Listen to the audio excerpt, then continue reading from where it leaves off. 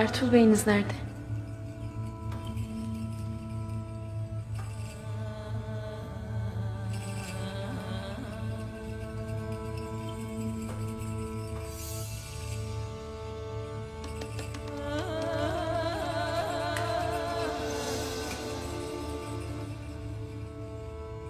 Nerede dedim?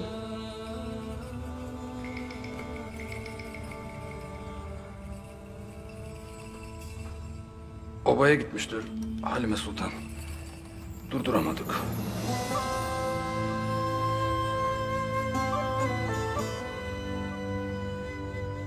Onu nasıl yalnız bırakırsınız?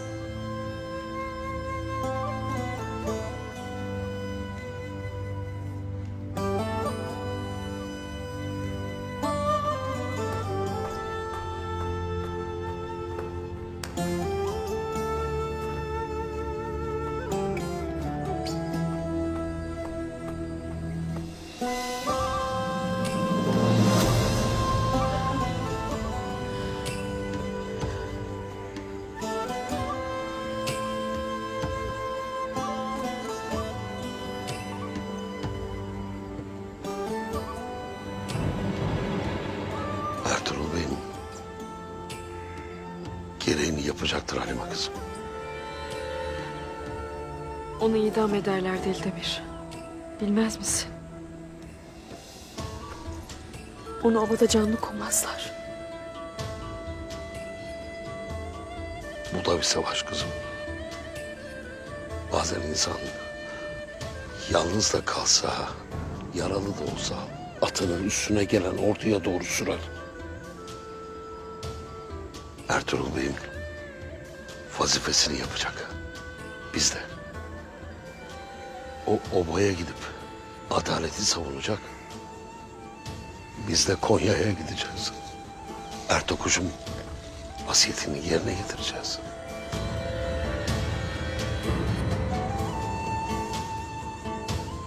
Hem bu savaşa girmeyi sen istedin. Artık geri dönüşü yok. Ya zafer, ya şehitlik inşallah. Hadi bakalım. Topla kendini. Daha Konya'ya çok uzun yolumuz var.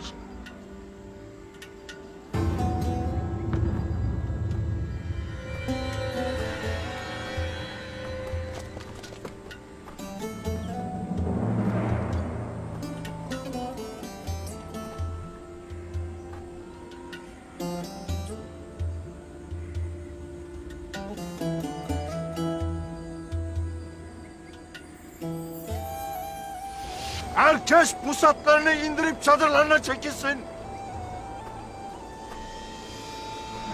İndirin dedim.